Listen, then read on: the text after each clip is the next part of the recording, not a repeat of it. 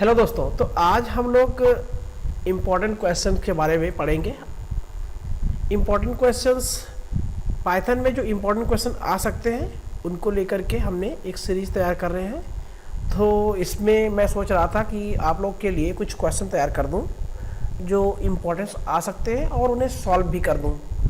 तो मेरा जो वीडियो है इसको आप लोग पूरा देखिए और मैं इसमें कम से कम 2-3 सीरीज बनाऊंगा। तो आपको एग्ज़ाम तक ये पूरा वीडियो देखेंगे तो इसका बेनिफिट ये रहेगा कि इसमें हम क्वेश्चन जो दिखाएंगे वो सॉल्व करेंगे भी आपको, ठीक है ना, आपके सामने ही। तो और याद कराने का प्रयास करेंगे ताकि आपको याद भी हो जाए साथ में। तो वीडियो को आप लोग पूरा देखिएगा और लॉन्ग क्वेश्चन है ये, तो कैसे करना है इसको भी आप लोग को देखना है। तो आप लोग इसको कंटिन्यू देखिए जो, ठीक है। तो चलिए शुरू करते हैं। ये क्वेश्चन हमने जो लिया है, ये इम्पोर्टेंट क्वेश्चन सारा लिया है हमने जो है जो नीलेट का अपना न्यू सिलेबस है उस पे से निर्धारित करके जो फाइंड किया है उन्होंने इम्पोर्टेंट क्वेश्चन, उस क्वेश्चन को मैंने यहाँ पे सॉल्व करने का प्रयास किया है। जैसे कि मेक फ्लो चार्ट बनाइए and input any number and find its factorial and print करना इसको है। और इसके अलावा मैंने क्वेश्चन लिया है लिंकर और लोडर के बारे में, तो अक्सर एग्जाम में आ जाता है ये वाला, ठीक है ना। फ्लो चार्ट सीरीज ये मैं लिया हूँ क्वेश्चन, और इसके अलावा नम पाई लिया हूँ। तो ये 4-5 क्वेश्चन है जो इनमें से मैं श्योर हूँ कि 1 या 2 क्वेश्चन आ जाएगा जरूर। और ये क्वेश्चन मैं आपको इसी टाइम में अभी आपको तैयार करा दूंगा, और लिखना कैसे है ये भी आपको यहाँ पे पूरा बताऊंगा जो है। तो चलिए शुरू करते हैं। सबसे पहले क्या करना है कि आप लोगों को ये जो पूरा सॉल्यूशन है यहाँ पर मैंने डाला है, तो आपको ये मिल जाएगा अपने मोबाइल में neletcourse.blogspot.com। इसको सर्च करिएगा या सीधा यही टाइप कर दीजिए तब भी मिल जाएगा। और अगर आपको यहाँ से नहीं मिल रहा है ना, तो डिस्क्रिप्शन में आपको लिंक है, वहाँ से जा कर के आप लोग क्या करिएगा, देख लीजिएगा, लिंक ओपन कर लीजिए, वहाँ से भी मिल जाएगा आपको जो है, ठीक है। तो ये आपको करना है। अब यहाँ पर मैंने जो पेपर डाला है ओ लेवल पाइथन का डाला है अभी ये, तो पहला पेपर का है, और मैं बाकी चारों पेपर का ही कल मैं प्रयास करूँगा कि बाकी पेपर्स को भी डालूँ यहाँ पे। तो यहाँ पर मैंने पहला क्वेश्चन को सॉल्व किया है। पहला क्वेश्चन है make a flow chart to input. दोस्तों यहाँ पर फ्लो चार्ट तैयार करना था, तो मैंने यहाँ पर फ्लो चार्ट बनाया है। इसको मैं थोड़ा बड़ा करूँगा ताकि आपको प्रॉपर में समझा सकूँ। स्टार्ट करना है, देखो इसमें कह रहा है इनपुट एनी नंबर, तो हमने एक नंबर ले लिया n। फाइंड इट्स फैक्टोरियल करना है, तो हमने फैक्टोरियल नंबर मान लो ले लिया है कि 1 से चलेगा। ये लूप चलाया गया है फॉर में, फॉर 1 से चलाया और n तक चला दिया। अब n की वैल्यू अगर हमने 5 दे दिया है तो ये 5 तक चलेगा। और ये फैक्टोरियल की जो वैल्यू होगी उसको i से मल्टीप्लाई करेंगे, तो जितनी भी वैल्यू होगी वो मल्टीप्लाई होकर के फैक्ट में होल्ड हो जाएगी, और लास्ट में हमारा फैक्टोरियल प्रिंट हो जाएगा। अब हम इस चीज़ को जब अपने एग्जाम में लिखेंगे तो सबसे पहले क्या करना है, क्वेश्चन डाल देना है। क्वेश्चन डालने के लिए सबसे इम्पोर्टेंट जो पार्ट है वो ये है कि बच्चे ज़्यादातर मिस्टेक करते हैं। मैं यहाँ पे आपको पूरा करके दिखा रहा हूँ, तो इसको आप लोग जो है बिल्कुल मिस ना करिएगा। मैं इसको दिखाता हूँ कैसे करना है। सबसे पहले तो आप लोग क्वेश्चन बड़ा बड़ा लिखिए, क्वेश्चन नंबर, मैं थोड़ा यहाँ ठीक से नहीं लिख पा रहा हूँ, क्वेश्चन का नंबर डाल दीजिए यहाँ पर। क्वेश्चन नंबर ये 5 है और 5 का ये ए है। इसको बहुत साफ लिखिएगा, क्योंकि टीचर यह सबसे ज़्यादा इम्पोर्टेंट उसके लिए यही होता है कि इसको पहले सीरियल नंबर मिलाना था कि बच्चे ने कौन कौन सा क्वेश्चन किया है, ये ले लिया। अब आपको इसमें क्या करना है, ये पूरा क्वेश्चन ना लिखिए, शॉर्ट में लिख दीजिए तब भी चल जाएगा, ठीक है। मेक फ्लो चार्ट, फिलहाल ये तो छोटा ही है, तो इसको आप लिख सकते भी हो, बड़ा नहीं है क्वेश्चन। अब जो मैंने लिखा है पूरा पूरा लिख दीजिए। नीचे क्या करना है, इसके नीचे आपको कुछ लाइन लिखना है। लिखना क्या है, इस प्रोग्राम में, इस फ्लो चार्ट में हमने n एक वेरिएबल लिया है और उसमें हमने वैल्यू निर्धारित किया है कि 5 तक ये चलेगा, और उसके बाद में हमने फैक्टोरियल में एक वैल्यू रखी है निर्धारित 1। लूप चलाया है और लूप चलाने के बाद में जो भी रिजल्ट होगा वो फैक्ट नाम के वेरिएबल में सेव कर लिया है और लास्ट में हमने उसे प्रिंट कर दिया है। इतना थ्योरी हो जाएगा हमारा। तो ये हो जाएगा, एक पेज में आपको पूरा लिख देना है। ध्यान रहे दोस्तों, कभी भी जो इम्पोर्टेंस होता है अगले पेज पर नहीं लिखना चाहिए। उसी पेज पर आपको जगह कम पड़ रही हो तो प्रयास करिए कि खींच करके उतने में ही करने का प्रयास करिए, अगले पेज पर न ले जाइए, क्योंकि उसका आपको नंबर नहीं मिलेगा। तो कोई फायदा नहीं है कि आप अगले में खींचिए। अगर ज़्यादा लिखने की इच्छा है तो आप खींच लीजिए अगले पेज में, लेकिन अन्यथा प्रयास करिए कि एक ही पेज में। एक क्वेश्चन का आंसर एक पेज में देना आपके लिए सफिशियंट है, और 3 क्वेश्चन होगा तो आपको 3 पेज लगेगा।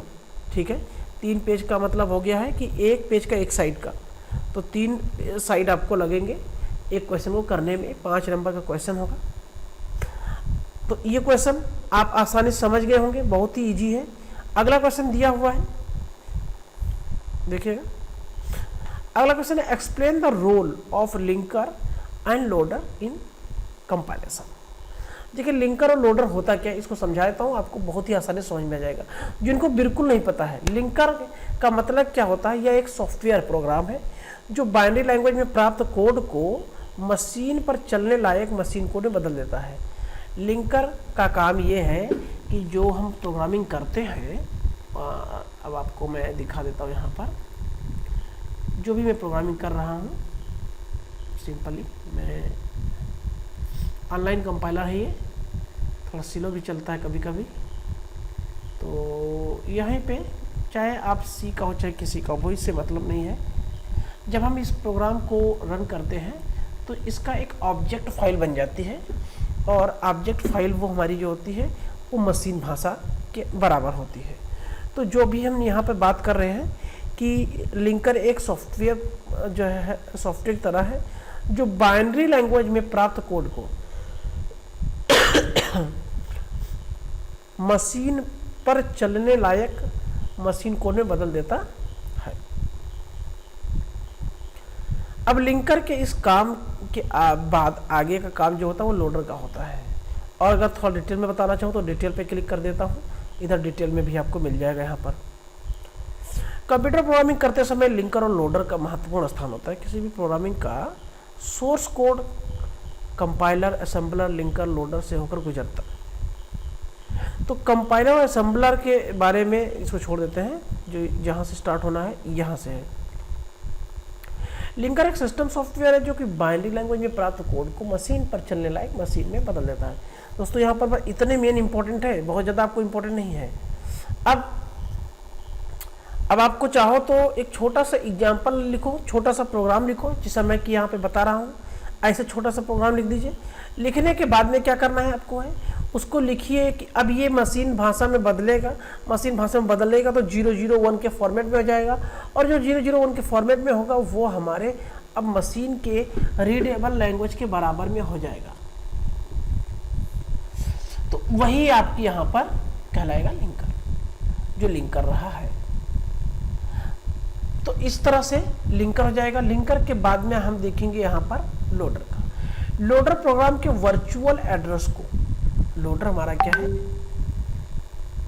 लोडर हमारा यहाँ से देखिए, लिंकर के बाद जो असली काम है वो लोडर का होता है। लिंकर के द्वारा जनरेट किए गए मशीन कोड को मेमोरी में लोड करने का काम लोडर का होता है। मेमोरी में जब वो मशीन लेवल का बन जाता है तो उसे मेमोरी में लोड होने लिए लोडर का काम है। लोडर उसे लोड करता है, प्रोग्राम के वर्चुअल एड्रेस को फिजिकल एड्रेस में बदल देता है, जिसका परिणाम स्वरूप फोल्डर तैयार हो जाते हैं। अब यहाँ पर हम थोड़ा और डिटेल अगर जाना चाहें तो जा सकते हैं। लिंकर के प्रकार की अगर हम बात करें तो लिंकर 2 प्रकार का होगा। लिंकेज एडिटर, यानी कि यहाँ पर यह लिंकर एक प्रकार का जो कि रीलोकेटेबल या एग्जीक्यूटेबल मॉड्यूल को जनरेट करता है। डायनेमिक लिंकर, यह एग्जीक्यूटेबल मॉड्यूल के जनरेट होने तक बाहरी मॉड्यूल के लिंक को रोकता है दोस्तों। जैसे आप लोग देख रहे हैं यहाँ पे मॉड्यूल 1, मॉड्यूल 2। तो यहाँ पे लोडर के 3 प्रकार हो जाते हैं। एब्सोल्यूट लोडिंग, रीलोकेटिंग, लोकेटेबल लोडिंग और डायनेमिक रन टाइम लोडिंग। तो ये तो हो गया लोडर के बारे में। अब हम लोडर के बाद की अगर बात करेंगे तो हमारा आएगा लिंकर के बारे में। तो अगर हम लिंकर के डिटेल में जाना चाहते हैं तो लिंकर के डिटेल में भी हम जा सकते हैं। तो ये लिंकर वाला हो गया, लिंकर के भी ये लिंकर का हो जाएगा। तो लिंकर लोडर बस इतना ही है, आपको ज़्यादा कुछ आपको परेशान होने की तो नहीं, इसमें इतना लिख देते हैं तो 100% आपका एग्जाम में हो जाएगा जो है। अब हम नेक्स्ट पॉइंट पर आते हैं। नेक्स्ट पॉइंट हमारा है, अगला प्रोग्राम है कि what is NumPy array. NumPy array क्या है और how they are different from list, वह लिस्ट से क्यों अलग है। तो देखो जो नमपाई है इसको बाद में बनाया गया है पाइथन के। एक्चुअल में पाइथन में जो एरे है वो काफ़ी स्लो है और पाइथन में एरे का यूज कम किया जाता है। लिस्ट है, टपल है, इन सब का प्रयोग ज़्यादा होता है। तो एरे को अच्छे से यूज किया जाए और स्पीड में यूज किया जाए उसके लिए नमपाई को बनाया गया है।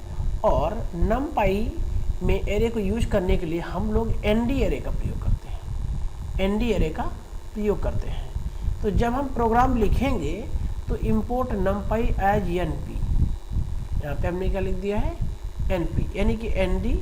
अब यहाँ पे एनपी में जो लिखा तो एरे के एक हमारा क्या हो जाएगा ऑब्जेक्ट हो जाएगा और इसमें हम एनपी डॉट एरे ये वाली वैल्यू को होल्ड कर देंगे। होल्ड करने के बाद इसको प्रिंट कर देंगे और अगर हम यहाँ पे टाइप के लगाकर प्रिंट कराएंगे तो टाइप के साथ भी प्रिंट हो जाएगा।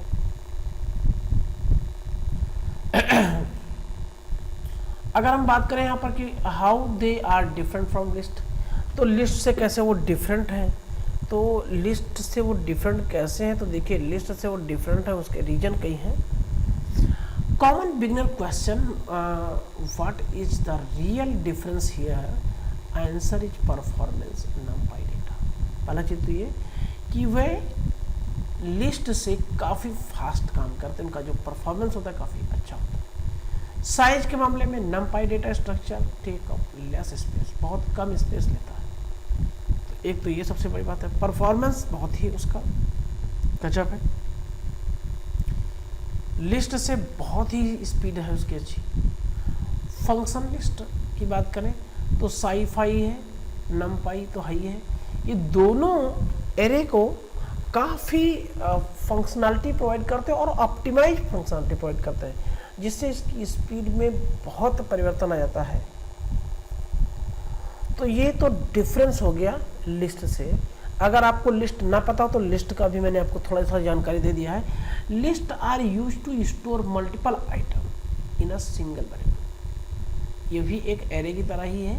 लिस्ट का काम क्या होता है, एक सिंगल वेरिएबल में हम मल्टीपल आइटम को होल्ड कर सकते हैं। तो यहाँ होल्ड करने के बाद बस प्रिंट मार दिया तो बस ये प्रिंट हो जाएगा और कुछ नहीं करना दोस्तों। तो ये एक सिंपल प्रोग्राम है जिसमें कुछ होना नहीं है, बस ये आपको आसानी से। तो आपको ये प्रोग्राम कैसा लगा,